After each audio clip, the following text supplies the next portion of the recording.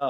కానీ ఈ వ్యవహారాలను చూపించి 8 మంది భార్యలు, 16,000 మంది గోపికలు ఈ రకమైన వ్యవహారాలను చూపించడం అది కొద్దిగా మీకొక మాట చెప్తానండి నేను. యద్యదాచరతి శ్రేష్ఠః అని భగవద్గీతలో ఒక వాక్యం ఉంది. శ్రేష్ఠుడైన వాడు ఏమి ఆచరిస్తే అదే ప్రజలు ఫాలో అవుతారని. శ్రేష్ఠుడు అంటే గొప్పవాడు అని అర్థం.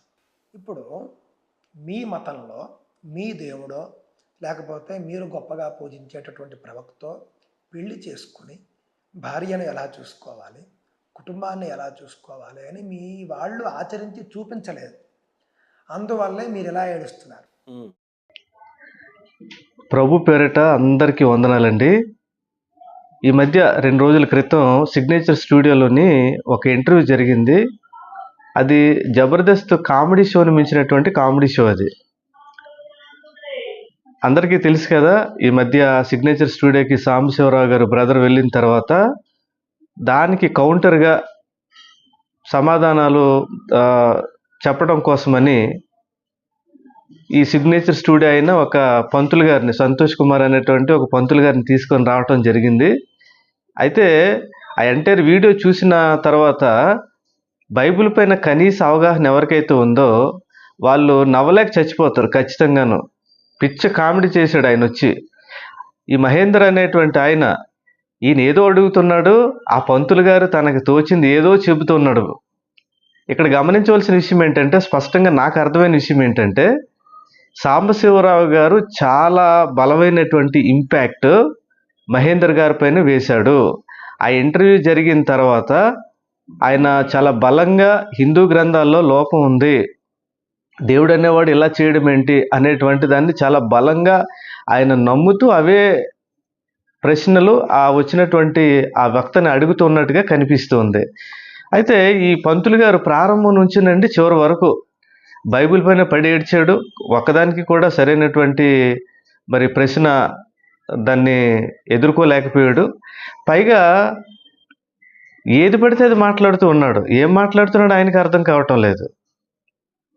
చాలా ప్రశ్నలు ఉన్నాయి, వాటన్నిటికీ కూడా 1 by 1 సమాధానాలు చెప్పడానికి నేను ఇష్టపడుతూ ఉన్నాను. ఈరోజు ఈ పంతులు గారు బైబిల్లో పెళ్లి చేసుకోమని ఉందా, బైబిల్ వివాహాన్ని ప్రోత్సహించిందా అని చాలా అమాయకంగా మాట్లాడండి. ఆ వీడియో మీరు చూశారు కదా. అందులో ఆయన ఏమంటున్నాడు, దేవుడు అనేవాడు ఎందుకండి ఇన్ని పెళ్ళిళ్ళు చేసుకోవాలి, ఎంతమందిని పెళ్ళిళ్ళు చేసుకోవాలి అని మహేంద్ర గారు అడిగితే, మన హిందూ గ్రంథాలు ఎందుకు ఇలా ఉంది, దేవుడు అనేవాడు పెళ్ళిళ్ళు చేసుకోవడం ఏంటి, పిల్లలు కంటం ఏంటి, ఇంతమంది భార్యలు ఏంటి అని ఆయన అడిగితే ఈయనేమంటున్నాడంటే, వేదంలో నుంచి ఒక వాక్యం చెబుతూ మనం ఆదర్శంగా ఉండాలంటే, మాదిరిగా ఉండాలంటే ముందు అది మనం చెయ్యాలి కదా అంటూ ఉన్నాడు. ఇది దేవుడికి కూడా అప్లై అవుతుంది అంటూ ఉన్నాడు. ఇది ఎంత బుద్ధిహీనమైన మాట అండి. ఏమండి, యుద్ధం గురించి మనం రాయాలని అంటే యుద్ధం చెయ్యాలా చెప్పండి? యుద్ధం గురించి మనం రాయవలసి వస్తే యుద్ధం చెయ్యాలా? దేవుడు అనేవాడు కూడా ఏదైనా సరే చేసి మనకి చూపించాలి అని అంటే ఆయన చేసిన తర్వాత మాత్రమే ఆయన మరి దాన్ని అనుభవపూర్వకంగా తన దేవుడి జీవితంలోకి వచ్చిన తర్వాత మాత్రమే మనకు చెప్పగలడు. అంటే దేవుడు కూడా ఎక్స్పీరియన్స్ అవసరము అని చెప్పటం మీ ఉద్దేశం. ఈయన చాలా పెద్ద పెద్ద మాటలు మాట్లాడేశాడండి. బైబిల్లో ఉన్నటువంటి దేవుడు కానీ ప్రవక్తలు కానీ పెళ్ళిళ్ళు చేసుకున్నారా అని అమాయకంగా మాట్లాడుతున్నాడు. అసలు ఈయన బైబిల్ అసలు ఎంతవరకు చదివాడో ఏమాత్రం అర్థం చేసుకున్నాడో తెలీదు. ప్రవక్తలు అందరూ కూడా పెళ్ళిళ్ళు చేసుకున్న వాళ్ళే కదా. మోషే గారు ప్రవక్తే కదండి, అబ్రహాం గారు ప్రవక్తే కదా, ఆదాం కూడా ప్రవక్తే కదా. వీళ్ళందరూ పెళ్ళిళ్ళు చేసుకున్న వాళ్ళే కదా. అంటే పెళ్ళిళ్ళు చేసుకోకపోతే పెళ్లి గురించి మనం చెప్పలేము, మీ దేవుళ్ళు పెళ్ళిళ్ళు చేసుకోలేదు, అది మీ దౌర్భాగ్యం అంటూ ఉన్నాడు. అవునా? ఆంజనేయ స్వామి దేవుడే కదండి, ఆంజనేయ స్వామి గారు దేవుడే కదా. మరి ఆయన ఎందుకంటే పెళ్లి చేసుకోలేదు అంటే ఆయన్ని కూడా ఈ దౌర్భాగ్య లెక్కలో మీరు కలిపేస్తారా పంతులు గారు? నోటికి అదుపు ఉండాలండి, ఏది పడితే అది మాట్లాడకూడదు. ఇంకేం చెప్తున్నాడు ఈయన, వేదాలట పెళ్ళి చేసుకునే వాళ్ళు ఎలా ఉండాలి, ఏం చెయ్యాలి, స్త్రీ పురుషుల ధర్మాలేంటి ఇవన్నీ చెప్పారట, బైబిల్ చెప్పలేదట. ఏమండి, ఈ దేశంలో ఒక స్త్రీని విలాస వస్తువుని చేసింది ఎవరండి? ఏ గ్రంథాలండి? ఏ మత గ్రంథాలు ఒక స్త్రీని విలాస వస్తువుని చేసేయి? దేవాలయాలపైన బూతు బొమ్మలు ఎందుకనేటువంటి ఒక పుస్తకం ఉంది. అందులోని ఒక స్త్రీని విలాస వస్తువు ఎలా మార్చారు, దేవాలయాల్లోని ఏం జరిగాయి, అసలు దేవాలయాలపైన బూతు బొమ్మలు ఎందుకు ఉన్నాయి అనే విషయాలు అక్కడ రాయటం జరిగింది. ఇంకా బైబిల్ వివాహాన్ని నిషేధించలేదు, పైగా వివాహానికి ఎనలేనటువంటి విలువను, ప్రాధాన్యతను, స్థానాన్ని ఇచ్చింది. కొన్ని మాటలు చెప్తాను, పంతులు గారు వినండి, మీకోసమే ఇది. చాలా గొప్ప మేధావిని తీసుకొచ్చాడు ఆయన. ఎవరు దొరకలేదు, మరి ఎవరిని రమ్మంటే రాలేదు. అందుకోసమే ఏది పడితే అది మాట్లాడేటువంటి వ్యక్తిని తీసుకొని వచ్చాడు. చూడండి, కొన్ని వాక్యాలు మీకు చెప్తాను. హెబ్రీలకు రాసిన పత్రిక 13వ అధ్యాయం 4వ వచనంలో ఏముందో తెలుసా? వివాహము అన్ని విషయాల్లోని ఘనమైనది గాను పాన్పు నిష్కల్మషమైనది గాను ఉండవలెను అని బైబిల్కు ఉన్నటువంటి కాన్సెప్ట్. వివాహం అన్ని విషయాల్లోనూ ఘనమైనది. మానవ జీవితంలోని మనిషికి దైనందిన జీవితంలోని మనిషి జీవితంలో ఎన్నో కార్యక్రమాలు చేస్తూ ఉంటాడు. అన్ని కార్యక్రమాల్లోనూ కూడా దేవుడికి నచ్చే కార్యక్రమం ఏంటంటే వివాహం. అసలు ఈ భూమి మీద మొట్టమొదటి వివాహాన్ని జరిగించిందే దేవుడు. ఆదికాండం 2వ అధ్యాయం 18వ వచనంలో ఏముందో ఒకసారి చదవండి. దేవుడైన యెహోవా నరుడు ఒంటరిగా ఉండటం మంచిది కాదు, వాటికి సాటి అయిన సహాయము వాని కొరకు చేయదును అనుకున్నాను.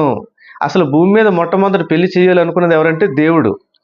దేవుడు పెళ్లి చేసుకుంటే పెళ్లి చేయడం ఏంటి అనకండి. పాపం చేసిన తర్వాత అది పాపం అని మనకు చెబితే ఆయన దేవుడు కాలేడు.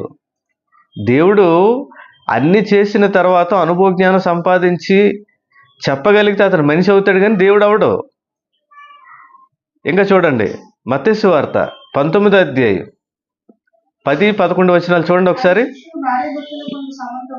ఆయన శిష్యులు భార్యాభర్తలకు ఉండు సంబంధం ఇటుదైతే పెండ్లి చేసుకున్నట్టు యుక్తము కాదని ఆయనతో చెప్పిరి. ఇక్కడ ఏం జరిగిందనంటే అండి, శాస్త్రులు పరిచయులు యేసుక్రీస్తు వారిని ప్రశ్న అడిగారు. మరి మోషే గారు ధర్మశాస్త్ర ప్రకారంగా విడాకులు ఇచ్చి పరిత్యాగ పత్రిక ఇచ్చి మరి భార్యాభర్తలు వేరైపోవచ్చు అని చెప్తున్నారు కదా, నువ్వేమంటావు అన్నారు.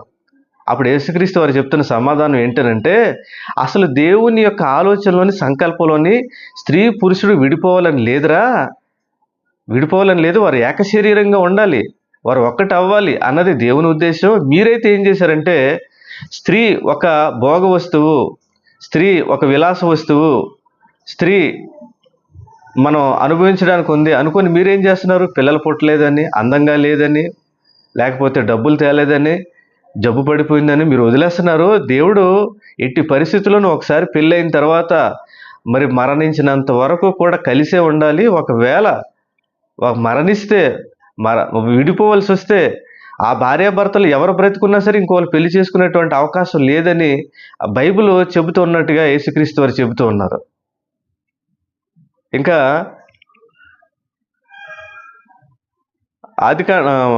ఎఫెసీయులకు రాసిన పత్రిక 5వ అధ్యాయం 22వ వచనం చూడండి. స్త్రీలారా అని చెబుతూ ఈ 5వ అధ్యాయంలోని కాంటెక్స్ట్ ఏంటంటే 22వ వచనం నుండి 30 వరకు ఉండేటువంటి కాంటెక్స్ట్ ఏంటనంటే, వివాహాన్ని దేవుడు ఏర్పాటు చేశాడు. వివాహం చేసుకునేటప్పుడు భర్త ఎలాగ ప్రవర్తించాలి, భార్య ఎలా ప్రవర్తించాలి అని ఈ సందర్భంలో చెప్పడం జరిగింది.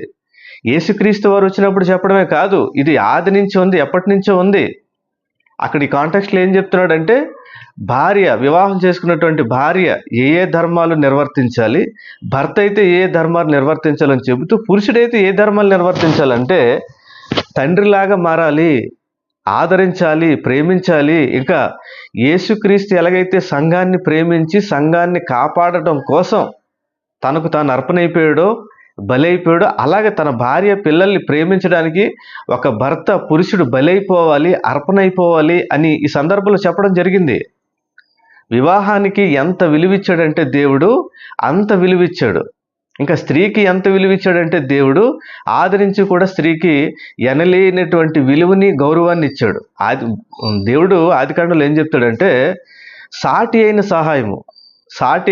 సహాయం ఎవరికి? ఆదాముకి హవ్వ సాటి అయిన సమానము, సాటి అయినటువంటి సహాయం అన్నాడు. అంటే ఏమాత్రం హెచ్చు తగ్గులు ఏమీ లేవు.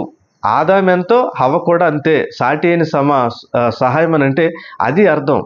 బైబిలు వివాహాన్ని ప్రోత్సహిస్తుంది, వివాహానికి ఒక ప్రాధాన్యతనిస్తూ ఉంది, వివాహానికి ఒక విలువనిస్తూ ఉంది, వివాహాన్ని గుర్తించింది, వివాహం అవసరం అని చెప్పింది. అంతేగాని మీరు అన్నట్టుగా అబద్ధాలు చెబుతున్నట్టుగా బైబిల్ పెళ్లి చేసుకోమని చెప్పలేదు, ఆ వివాహ ధర్మం ఏంటో చెప్పలేదు అని అంటే ఎక్కడ చదివారండి మీరు? ఆది కాండం నుంచి ప్రకటన గ్రంథం వరకు వివాహానికి సంబంధించినటువంటి ఏదో ఒక విషయాన్ని దేవుడు ఎత్తి చూపెడుతూనే ఉంటాడు. ఇంకా భార్యాభర్తల మధ్య ఉన్నటువంటి సంబంధాన్ని చూపించి వారు ఒకరి పట్ల ఒకరు ఎలాగైతే నమ్మకంగా ఉంటారో నా పట్ల మీరు అలాగే నమ్మకంగా ఉండాలి, ఉండలేకపోయారని ఆయన ఎన్నో విషయాలు చెబుతూ ఉన్నాడు. కాబట్టి బైబిలు సరిగ్గా అర్థం చేసుకోకుండా మీ గ్రంథాలు సమర్థించుకోవడానికి బైబిల్ మీద బురద జల్లే ప్రయత్నం కనుక మీరు చేస్తే ఆ బురద మీపైనే పడుతుంది, అది ఇంకా ఎక్కువ అవుతూ ఉంటుంది. గమనించండి. ఇంకా మీరు ఈ స్టూడియోలో బైబిల్ పైన ఎన్ని అబద్ధాలు ఆడారో వాటన్నిటి కూడా సమాధానం చెప్పడానికి నేను సిద్ధంగా ఉన్నాను. మరో మంచి వీడియోతో మీ ముందుకు వస్తాను. Thank you all.